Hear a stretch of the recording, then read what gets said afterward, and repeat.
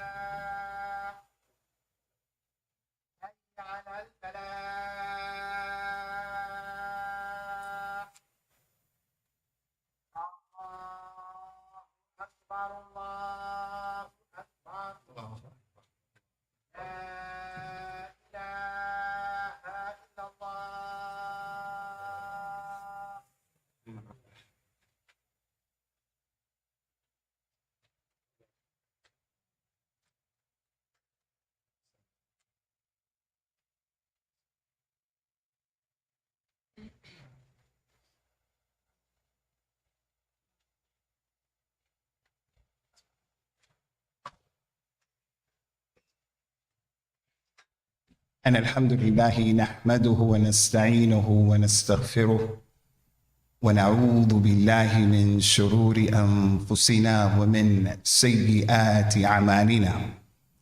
من يهده الله فلا مضل له ومن يضلل فلا هادي له. وأشهد أن لا إله إلا الله وحده لا شريك له. وأشهد أن محمدًا عبده ورسوله صلوات الله وسلامه عليه تسليما كثيرا. أما بعد. Once again we come to the Jumu'ah thanking Allah Azza wa Jal, shakirin lahu, that He brought us through this last hurricane Milton, and from what I know, none of us really had any deaths or any serious situations that we had to deal with. I think the most that was on the table for most of our community members, and Allah knows best, is the fact that we had blackouts, and some people are still dealing with blackouts. But the situation in Florida and in Tampa and other places is even more severe than that, because it's on the shore, the seaside. So as a result of that, they took the brunt of the force of the hurricane. By the time it reached us, as you all know, it was calm for the most part, relatively calm in comparison to what they had to deal with.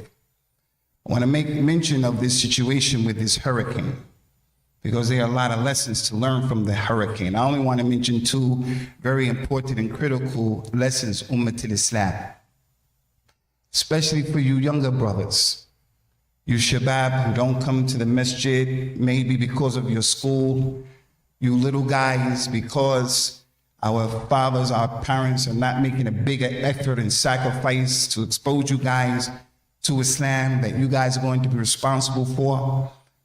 The future of Islam, we want young boys and girls, the next generation of Muslims, to be balanced and also to be thabitin on their deen, that they know their religion, and they're not these Muslims who don't have a clue, and they're apologetic, they're embarrassed and shy about their deen, about their beliefs, about where they come from, their colors, and all of that stuff. Where you find those Yahud teaching their children to be proud to be murderers and to murder people and to get close to Allah by murdering, oppressing people. And then we don't teach our children not to murder people, but to be proud who you are and to be proud to be Muslims. And don't be a person who's apologetic as it relates to the theology of Al-Islam, the religion of Al-Islam. In regards to this hurricane, first point I want to make mention of, and it's a critical point. Allah mentioned in the Quran based upon a hadith of the Prophet sallallahu alaihi wasallam that coincide. And it's an authentic hadith been collected by Imam al-Bukhari. The Nabi sallallahu alaihi wasallam said, the mafatih al-ghayb khamsun, the keys of the unseen, the ghayb, the things that we can't see. We don't see the malaika, we don't see the jinn. The keys of the unseen, he said, are 5. And the 5 that he mentioned are the 5 that's also mentioned in the Quran. So it's a classic case of where the Quran and the Sunnah are coinciding. Allah mentioned in the Quran, إِنَّ اللَّهَ عِنْدُهُ عِلْمُ السَّاعَةِ وَيُنَزِّلُ الْغَيْبِ وَيَعْلَمُ مَا فِي الْأَرْحَامِ وما تدري نفس ماذا تكسب غدا وما تدري نفس بأي أرض تموت إن الله عليم خبير. Allah knows these 5 things in their totality. He knows everything, but these things are concerning the unseen. Allah Azza wa Jal has given human beings some information, a glimpse into it, but no one knows the reality and the essence of these 5 things except Allah. Like that hurricane.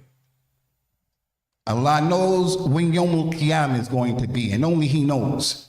Jibril doesn't know, Mikael doesn't know, no Rasul, no Nabi knows, not even Rasulullah Muhammad sallallahu alaihi wasallam. Allah knows when the hour is going to be. And Allah knows the rain. He's the one who sends down the rain. Only He knows when it's coming down. Only He knows where it's going to hit. Only He knows how much it's going to come down. And if all of the jinn and all of the ins, white and black, Muslims, Kafirs, of all of them came together and they told you and me, there's going to be rain tomorrow based upon science, you have to take it with a pinch of salt. And we'll come to that. Only Allah knows what the rain is going to do. And only Allah knows what's inside of the womb. So anyone who has a baby or having a baby or has a baby, who had baby, had children, only Allah knows the reality of all of my children. Only Allah knows. 2 of them that died when they were going to die, rahmatullahi alayhi. Only Allah knows who will go to the Jannah, who will go to the hellfire. Only Allah knows what your son is going to do in the future. Nobody knows that except Allah. It's from the ilm al-ghayb. He said, number 4, there is no soul that knows what's going to happen to it tomorrow. You don't know what's going to happen to you tomorrow. You don't have any idea what's going to happen to you tomorrow. So we always say, inshallah, I'm going to do this, I'm going to do that. And number 5, no soul knows when it's going to die. On which land is it going to die? Even if he's on his deathbed right now somewhere, he doesn't know where he's going to die, because Allah may not cause him to die and bring about circumstances where there's a tahweel, where he leaves that place and goes to another place. And muhim, these 5 things, only Allah Azza wa Jalla knows about them. Our mother Aisha, being the scholar that she was, she told some of the people during her time, anyone who believes and says that Muhammad sallallahu alaihi wasallam or other than Muhammad knows the unseen, he is a chronic liar. And then she read the ayat from this ayat, part of it. وَمَا تَدْرِي نَفْسٌ بِأَيِّ أَرْمَاذَا تَكْسِبُ غَدًا. No one knows what's going to happen to him or to anybody else for that matter. So it's clear that the Muslim should never, ever, ever believe in horoscopes. He should never believe in that hurafat and that hocus pocus of crystal ball and going to a soothsayer. He said anyone who goes to a soothsayer has disbelieved in what was revealed on Muhammad sallallahu alaihi wasallam, that Quran, that just made it clear what we're saying. قُلْ لَا يَعْلَمُ مَنْ فِي السَّمَاوَاتِ وَالْأَرْضِ الْغَيْبَ إِلَّا اللَّهِ. Tell your community, Muhammad, no one in the heavens and the earth, no one knows the unseen except Allah. Only Allah. So as it relates to this hurricane, when I saw and when you saw the effect and the impact of Hurricane Helene a week ago, to ourselves, this upcoming hurricane Milton is bigger, category 5. That's a serious hurricane. So when I saw some of the footage of the wind and the damage and all of that, I said, subhanallah, I have to get ready for this. I'm not born and raised in Florida. People born and raised in Florida who live here, they know what to do, know what not to do. I don't know. People were telling me, did you do this? Did you do that? Did you do this? So in no way in the world am I standing up here and I say we shouldn't respect technology. We shouldn't respect what the people who are giving us the weather report. We shouldn't respect that. We shouldn't, when they say evacuate, they were not even subtle in their Quran. The government was not even subtle. They were saying very clearly, evacuate or die. That causes people to panic, but they wanted people to take this thing seriously. Evacuate or die, especially if you live over there by the ocean. Those people in Tampa, and people were nervous, and rightly so. But by the time that earthquake came and hit us, there was some wind, and a lot of the trees did fall down in some places, and branches fell down here and there. This area had a blackout for a few minutes. This masjid had a blackout for 10 minutes. But for the most part, we didn't have a problem. And that's because Allah is in control of that hurricane and nobody else. Now, this is my issue here that I want to impress you with. The Prophet of Islam, sallallahu alaihi wasallam, has prophesied. He predicted and he told us things were going to happen.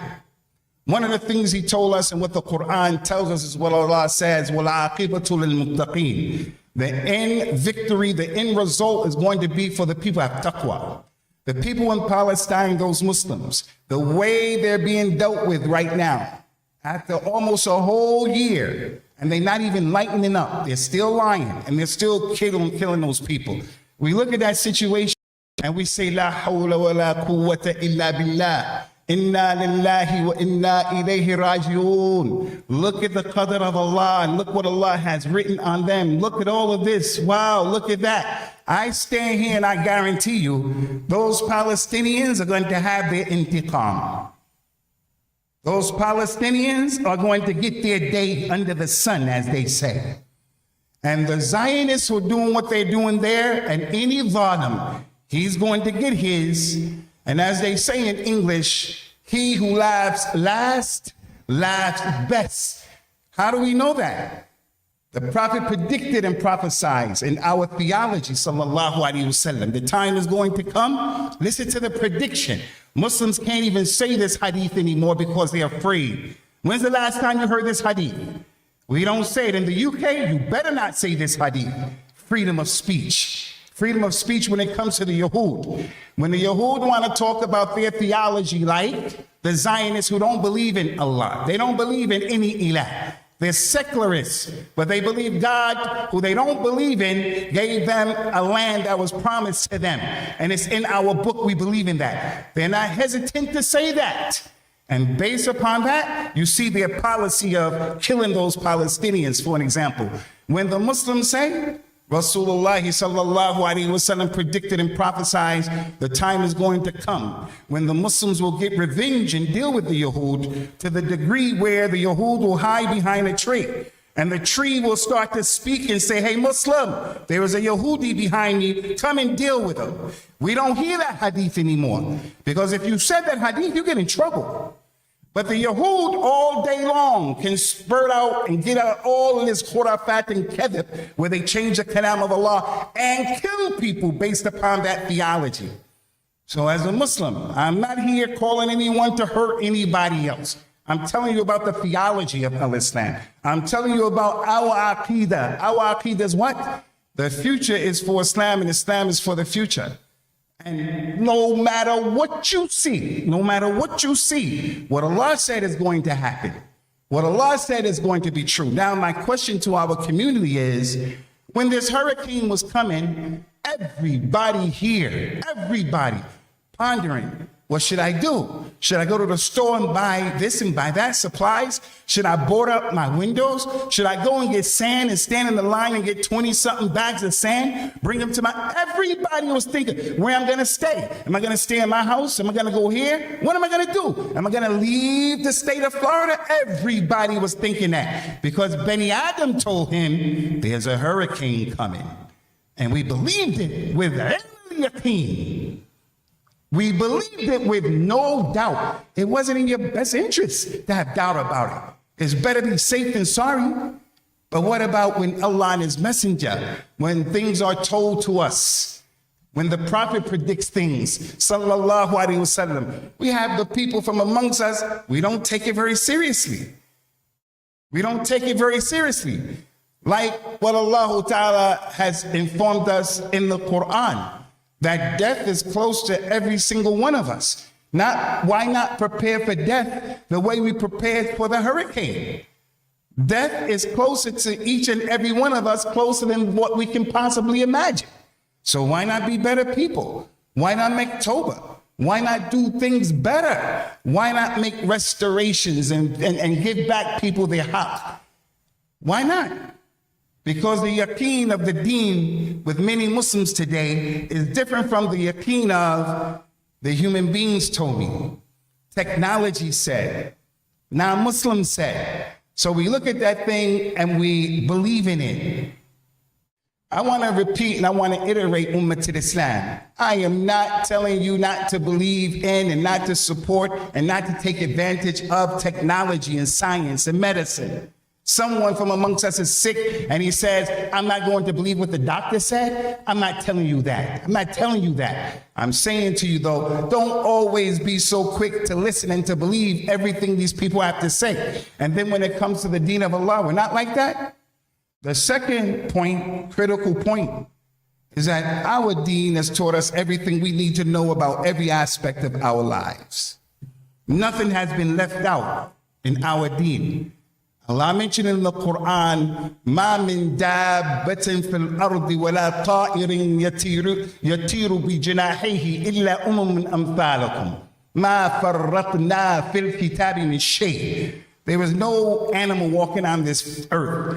2 legs, 4 legs, no animal, human being, nothing on this earth. There's no bird flying in the sky, flapping his wings in this whole universe, in this whole world. Except they are a nation like you are a nation. And Allah explained everything we need to know about all those birds and all those animals. You can eat this, you can eat that, don't eat this, don't eat that. Slaughter him like this, don't slaughter him like that. Everything we need to know. He said we have not left out anything in this book. Allah revealed the book, Tibyanan li kulli shay. This Quran tells us everything we need to know. Everything. The Prophet sallallahu alaihi wasallam was in his masjid and he was giving a khutbah on Friday like I'm giving a khutbah. And an Arabi came, a Bedouin man came, and there was a drought. He interrupted the khutbah. And the man said, Ya Rasulullah, halak al-mal, wa ja'al iyal. Our livestock is dying as a result of there's no water. And our children are starving, they're hungry. Ya Rasulullah, ud'u Allah lana and yusqiyana. Ask Allah to make it rain, we need the rain. Rasulullah didn't become angry with that man and start talking to him back. He realizes a community member, he needs help. It's a drought out there. It's dire straits. And he's a Bedouin. The Bedouin and his mentality is the Bedouin is like a person who doesn't have a lot of knowledge. He's coarse. Rasulullah dealt with him gently. Based upon that, he raised his hands up and he started making dua for Allah to cause it to rain. The narrator of the hadith said he did not get off of the minbar until we saw there was water trickling from his lihya, from the beard of the Nabi sallallahu alaihi wasallam. Meaning it started raining. They said it rained all day Friday, Saturday, Sunday, Monday, Tuesday, Wednesday, Thursday, all the way to the next Jumu'ah. He got back on the minbar, sallallahu alaihi wasallam. He was given the khutbah that next Friday. The same man came in. He said, Ya Rasulullah, our houses are falling down and our livestock are drowning. Pray to Allah to take the rain away. Without hesitating, he raised his hands and he made dua. And he taught us a sunnah from when it rains here in Orlando or wherever you happen to be. This is our religion. Everything we need to know. He said, sallallahu alayhi wa sallam, Allahumma hawalayna wa la alayna. Allah, take the rain from off of us, but make it keep coming down around us. They said every time he put his hands up, the clouds would go out that way and go out that way till it encircled Medina, and it was raining all around Medina. And it rained so much that one of the wadis that they call Qanat, it became full with water. People used to go that place to get water for a long time. For a long time. In that hadith, Ikhwani, are a lot of benefits. And that as Muslims, we know what to say when it rains, when it thunders. We know what to do and what to say when anything happens. The Yahudi said to the companion Salman al-Farisi, trying to put him down and trying to make him scared, لَقَدْ عَلَّمَكُمْ نَبِيُّكُمْ كُلَّ شَيْءٍ حَتَّى الْقِرَاءَ. Your Nabi has taught you everything. Everything. He even taught you how to go to the toilet, how to relieve yourselves. Salman al-Farisi didn't apologize. He didn't say, oh, I'm sorry for being a Muslim. I'm sorry that this is in the Quran and Islam is against this and Islam. I'm sorry about that. He didn't say that. He was proud. And he said, you're absolutely right. He taught us everything. And you gave me this example of going to the toilet. He said, you're right. He taught us that we should not face the Qibla when we relieve ourselves. Some of you may have never noticed. You go to this bathroom right here, akramakumullah, you go to this bathroom right here. The way you sit on that toilet is not facing the Qibla. So anytime the Muslim builds his house, all over the Muslim world, anytime the Muslim builds his masjid, all over the Muslim world, out of respect for our Qibla, we don't spit towards the Qibla. When we sit down, we try not to sit with our feet facing the Qibla, unless you have a reason. He said he prohibited us from using the toilet facing the Qibla. You never, ever, ever go to the toilet facing the Qibla in Al-Islam. The Muslim's life, everything about his life, his existence, everything, something has been revealed. A dua to say for everything. Hurricanes, tornadoes, when you go swimming, everything. He said he told us not to face the Qibla when you relieve yourself. He told us, don't clean yourself with your right hand. Don't clean yourself. There's that Muslim who said, come on, man, Palestinians are being killed. You talk about cleaning yourself with the right hand? But if these kuffar said something like that, we'll say, hey, kuffar said it's clean, it's good edeb, don't clean, and that's how it is. He told us, don't clean yourself with your right hand. He said, don't clean yourself if you're in the desert somewhere, make istinja with less than 3 rocks.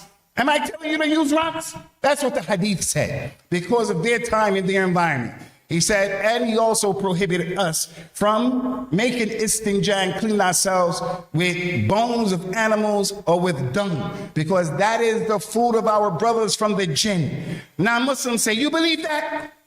Food of the jinn, you believe that? And then we start saying, I'm sorry, please forgive me for believing that. And they don't even believe in Allah. And then they'll come and say, this is our land because the God who we don't believe in has given it to us and we have nothing to say. Some of us even believe that. So our deen, the deen of Al-Islam, taught us everything we need to know. My question to the ummah is, when the hurricane was coming, those things that the Muslim does in preparation for the hurricane as it relates to his deen and his spirituality, how many of us knew what to do? How many of us knew what to say? How many of us knew what to do, what to say? Yeah, no problem. Get the sandbags. That's intelligent. That's responsible. Evacuate. That's intelligent. That's responsible. No problem. Run away. That's intelligent. That's responsible. But when the Prophet ﷺ used to find himself in these situations, he taught us things to do and things to say. Our mother Aisha, may Allah be pleased with her, said, there was a storm that was coming. Rasulullah ﷺ came into the house. He would come in and she could see concern and worry on his face. They used to know when he was angry, when he was happy, when whatever, from his face before he would talk. People didn't know he was angry because he started swearing and cursing and acting, having a meltdown. They used to see his face and they knew my father's not happy with me. My husband is not happy. My mother's not happy. My wife is not happy. They knew, sallallahu alaihi wasallam. He would come in and he would go back out. He would come in looking disturbed, go back out. Come in, go out. And then when it started raining in the clouds, it appeared it was just going to be rain and not Yawmul Qiyamah, and not the destruction of the people the way Allah destroyed Ad. The people of Ad, they were watching the cloud and it was hot where they lived. And the cloud was coming. And they said, oh yes, here comes the cloud. The rain is going to give us reprieve from this hot weather. And they were happy. And the cloud came, and it wasn't a cloud of regular rain. It was a cloud of their destruction. And Allah destroyed them. As a result of that, when Rasulullah would see clouds like that, he didn't get happy. He said, this cloud and this rain can be the cloud or the rain that destroys us. It could be the cloud or the rain that hurts us or harms someone. So he made the dua, sallallahu alayhi wa sallam, Allahumma inni as'aluka khayraha wa khayra ma fiha wa khayra ma ursilat bihi wa a'udhu bika min sharriha wa sharri ma fiha wa sharri ma ursilat bihi. Did we say that dua? Oh Allah, I seek refuge. I ask you for the good of this wind that's coming. The hurricane has some good in that wind. I ask you for the good of what's coming, the good inside of it, and the good of why you sent it. Because it's something that Allah knows. And I seek refuge in you from the evil of it, and the evil that's inside of it, and the evil of why it's coming. Did we know that dua? Those of us who saw that dua being sent around, did you take the time out to memorize that dua? Because that dua is from his sunnah, and in it following his sunnah is that which will give you life and his divine protection. The child, especially the little babies, you want them to be protected. Did you learn the dua of protecting yourself, your children? Going out, anything can happen. The dua of driving, the dua of whatever. So in our deen, you're not going to tell me that Al-Islam said when you go into the toilet, akramakum Allah, you go in with your right foot. You come out with your left foot. You say a particular dua. You don't face the Qibla. You don't clean yourself with your right hand. You don't do this, you don't do that. You don't talk in there. You don't get on the telephone and talk on the telephone. You just get in there and you get out. When you come out, you're not going to tell me Al-Islam told us to do all of that when it comes to the toilet. And it's not going to tell us about the Mawlid. It's not going to tell us about how to get married, how to get divorced.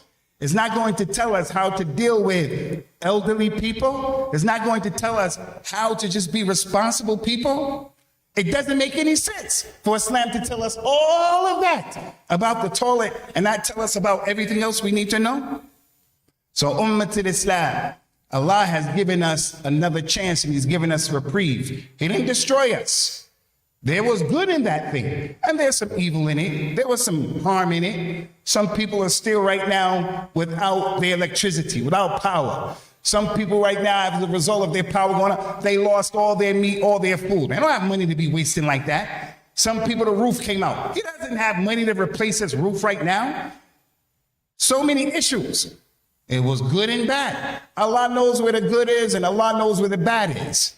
From the benefit of it is, anytime there's something that befalls you or me, anytime, then what we have to do is, we have to look at those people less fortunate than we are. I saw people in Tampa Bay. I saw people in Tampa. They went through a lot. What we went through here in Kissimmee, it was a problem. I still stand strong on, it's not like the fitna of Palestine. That thing is not like the fitna of Palestine. When it rains in Palestine right now, and those people are in camps, concentration camps, may Allah help them to be patient, because the aqibah is going to be for them. Any zalim is going to get his day. They're going to get their collective day. They're going to get it. Those who don't make tawbah and come to Al-Islam, they're going to get their day. أقول قولي هذا واستغفر الله لي ولكم ونسأل الله تعالى التوفيق والسداد.